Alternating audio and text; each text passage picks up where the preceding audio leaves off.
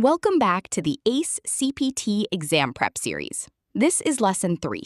We're still in the domain of client onboarding and assessments, and today we're talking about communication and teaching techniques. Here's the real question behind this lesson. How do you actually communicate and teach a new movement in a way that a client understands and trusts? We'll cover active listening, the different ways people learn, and a simple 3-step method called tell, show, do that you can use with literally any exercise. Let's look at what you'll be able to do by the end of this lesson. There are 4 objectives. First, you'll be able to identify the components of verbal and nonverbal communication. Second, you'll practice active listening for both content and emotion. Third, you'll be able to match your teaching style to a client's learning style. And fourth, you'll apply the tell, show, do teaching method with a new client. Keep these in mind as we go. Communication isn't a soft skill here, it's a trainable, testable one. Before we get into the details, let's zoom out. Delivering rapport and motivation really comes down to 3 things. First, nonverbal cues come first. Your voice, your eye contact, your expression, and your posture shape a client's trust before you've said a single word. Second, active listening. That means attending to both the content of what a client says and the emotion underneath it, then reflecting it back so they know you heard them. And third, teach to the learner.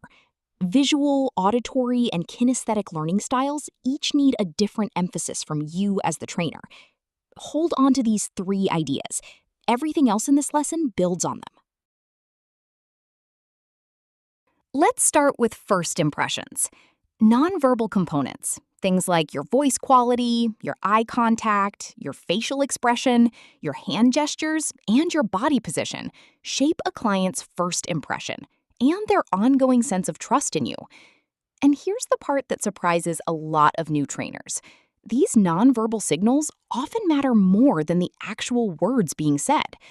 You could say all the right things, but if your body language reads as distracted or closed off, the client picks up on that first. So before you even think about what to say to a new client, think about how you're standing, how you're making eye contact, and what your face is communicating. Now let's break down what active listening actually looks like in practice. There are 3 parts to it. Full attention, that means setting aside distractions, putting the phone down, and genuinely focusing on the client in front of you, not just the literal information. And reflecting back, briefly summarizing what you heard, so the client knows you actually understood them, not just heard them. Put those 3 together, and you've got the core skill that makes clients feel genuinely supported, not just instructed. Let's talk through the 3 learning styles and what actually helps each type of client. First, visual learners. What helps them is watching a demonstration, using a mirror, or seeing a diagram of the movement. They need to see it before they can do it. Second, auditory learners. These clients respond to verbal cues, rhythmic counting, and talking through the movement out loud as they perform it. And third, kinesthetic learners. For them, what helps is physically guiding the movement, letting them feel the position, and getting in repetitions. They learn by doing, not by watching or hearing. Most clients aren't purely one type. They're usually a blend.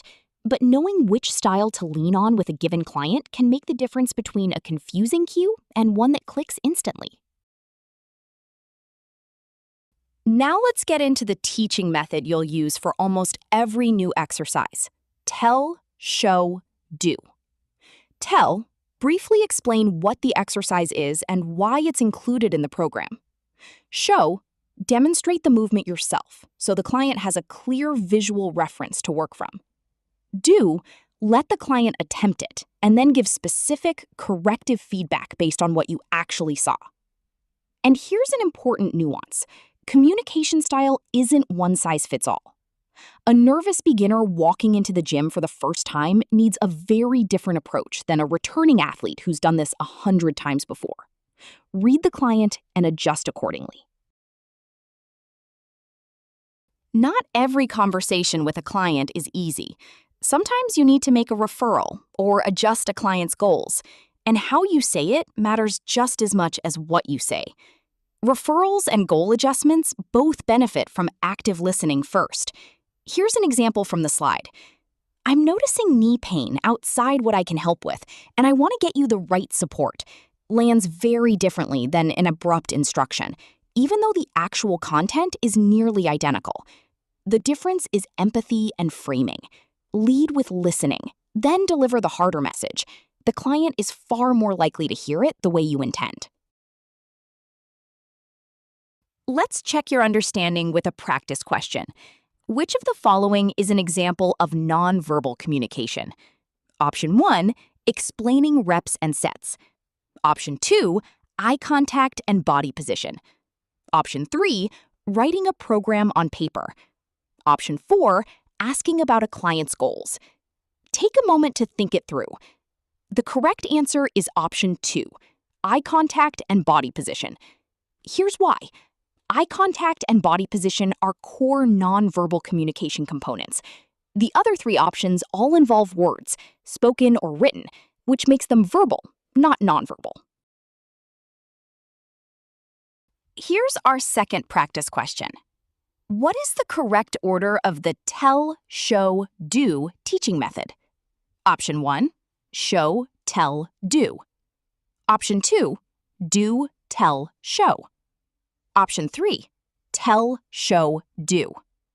Option 4, show, do, tell. Take a moment to think it through. The correct answer is option 3, tell, show, do. Here's why. The method proceeds in a specific order. You explain verbally first, then you demonstrate, and only then do you let the client attempt it with feedback. Skipping or reordering those steps undercuts the whole point of the method. Let's wrap up with the key takeaways from this lesson. Nonverbal communication shapes trust just as much as the words you use. Active listening means attending to both content and emotion, then reflecting it back to the client. The 3 learning styles are visual, auditory, and kinesthetic, and most clients actually use a blend of all 3. Tell, show, do is the standard method for teaching any new exercise. And harder conversations go better with active listening first, so the client feels heard before they hear something difficult. Keep these principles close. They're what separates a trainer who gives instructions from one who actually builds trust. That's a wrap on Lesson 3. In Lesson 4, we're covering the basics of behavior change and health psychology. We'll get into the health belief model, decisional balance, relapse, and operant conditioning. See you in the next lesson.